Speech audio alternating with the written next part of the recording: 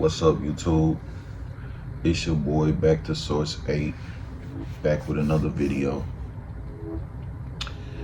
Top of the morning to everybody, or if you're on the other side of the world, good night. But today's video, man, I want to talk about something near and dear to me, and it's something I've been battling with for a long time, and it's the art of sobriety. Sobriety, why I say, first of all, that it's art, is because it's something that you have to practice to do well. It's something that is a beautiful thing if you paint the picture of it in the right fashion. If you look at it in the right way, sobriety is a major asset to your life. Sobriety can make your life change in many ways that most things can't. And it's magical in a lot of ways, very magical. And when I say this, I'm not telling anybody what to do or what not to do. All I'm speaking on is from experience. And in my experience, I have to say that in my life, when I had times where I wasn't sober, and I mean, my problem was weed and alcohol. Times in my life where I wasn't sober, it was in the beginning stages, it's always the best feeling, fun and games and, laughter and just good times.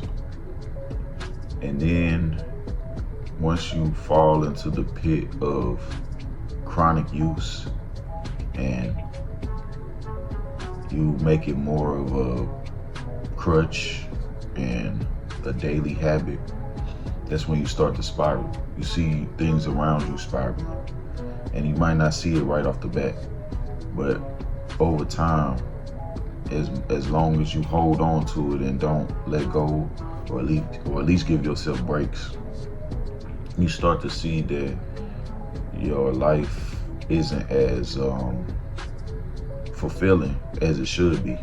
Not saying that everybody has the same outcome. Some people, it helps them. Some people, it gets them through. But from my experience overall, once I get into that pit of endless escapism, I found that the quality of my life goes down. Things start to come out of my reach. Things aren't really going the way that I imagined them or planned them to go. I'm not living in the moment. I'm a lot in my head. I'm in my head a lot when I get into these phases, whether I'm intoxicated or not. If I'm in the phase of that cycle where I'm doing these things on a daily or every other day or whatever, that's when it kicks me into this mode of too much thinking, too much self-criticism, too much just in my head, period. And that's the thing about sobriety. When you're in sobriety, it forces you to live in the moment. It forces you to observe what's in front of you right then and there, because a lot of people, they coincide sobriety with boredom and just nothing to do. And it's not that it's nothing to do. It's just you're not doing what you're used to doing when you have nothing to do, quote unquote. You can always give yourself something to do. That's where hobbies come in, being productive. There are many things in your life that you could be doing. Like now, I'm making this video, being productive, something that I'm doing instead of intoxicating myself, instead of wasting time mindlessly scrolling, chasing the dopamine hit. I'm literally basking in the moment. I woke up and I had a thought and I said, I want to make a video about sobriety. I actually had this thought last night before I went to sleep. Then I woke up on it and it's still on my mind because I'm remembering now, I'm sober now. So, and it's a big topic. It's something that a lot of people hold near and dear. Some people don't want to face it. Some people are embracing it, trying to change, trying to be better. And some people been sober their whole life and understand the sweetness of it and don't really want to be anything else. Might be curious, maybe, have fun with the thought, but they know what the wholeness of being sober is. And some people, they might have good balance. Some people know how to let things go when it's time to let it go and give it a break. And I feel like at the end of the day, that's what it's all about. That's why I'm not telling nobody what to do or what not to do. Like some things, like with marijuana, some people have medical reasons that they use it. Some people need I wouldn't say need, some people more so find it to be helpful with their reducing their stress levels and helpful with their different type of mental illnesses. Might help with people like with their ADHD or things like that, whatever, cataracts, mental health, period. A lot of things it's helpful for. But with the recreational use, I do find that, especially in my culture, we tend to use things just as either for partying or for just peace of mind or just for not being bored, just to not be bored. And we use these things to cope with everything. And it's just basically like really you kind of running away from life. When at the end of the day, what we got to understand is to unlock the key and to solve the problems to life, you have to face it. And you have to be in the moment every moment. Things are going to happen. Bad things are going to happen. Good things are going to happen. You can't stop it. And there's no other way to completely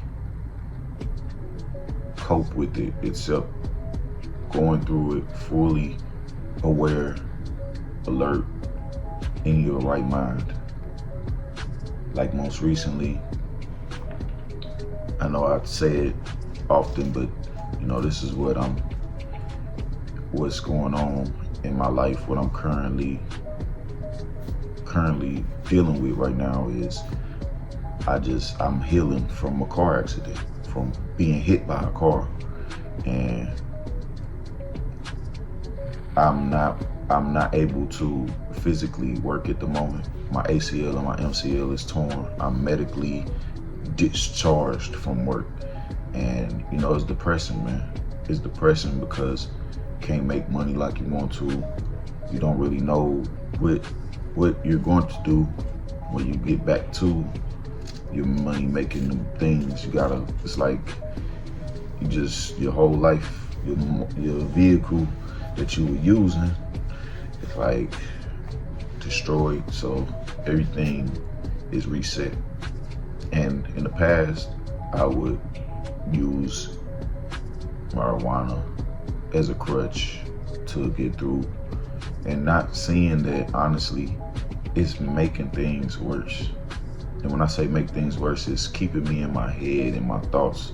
I'm thinking that it's de-stressing me, but at the end of the day, unless I'm on it, it's really kind of putting me in my head to bring me back to a depression level, especially with the chronic use.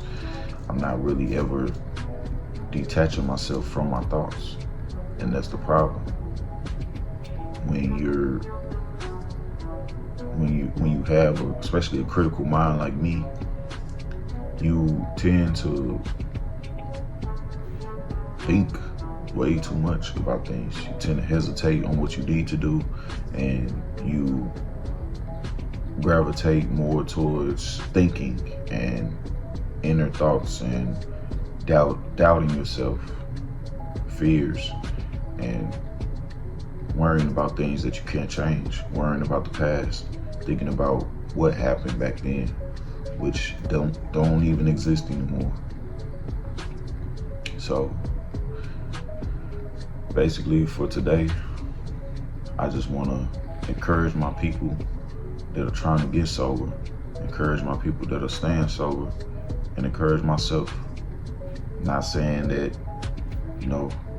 never gonna take a drink again or never gonna smoke again, but the addiction is real, and that's the major thing that people have to understand is the problem. It's the addiction. If you can't smoke or drink or whatever, take edible, whatever you do, and put it down for a year, put it down for 2 months, put it down for 3 months, or just control it whenever whenever you can. And it's nothing. You can just live your life happily. If you can't do that, then something's wrong, and you gotta address it. And you gotta be strong enough to address it and to understand that there's a problem.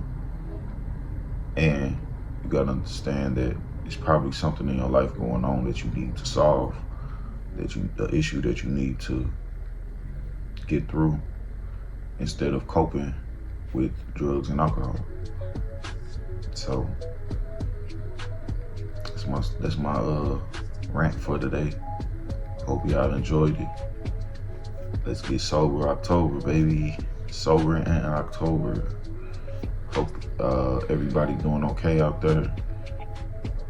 Prayers out to Florida, the whole East Coast really, and it's back to Source 8. Let's get these 500 subscribers up, get them likes up. Appreciate everybody that supports me, that likes my channel. See y'all in a minute. Peace.